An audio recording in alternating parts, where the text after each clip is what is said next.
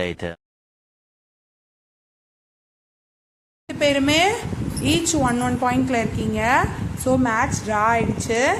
இப்போது நான் என்ன பண்ண போகிறேன்னா, யார் ஃபைனல் வின் பண்ணுறீங்கன்னு பார்க்கறதுக்கு 3 சான்ஸ் கொடுப்பேன் 2 பேருக்குமே.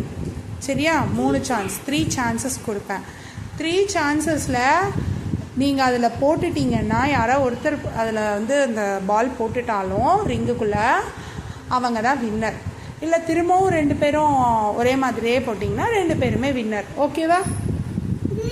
Okay, fine.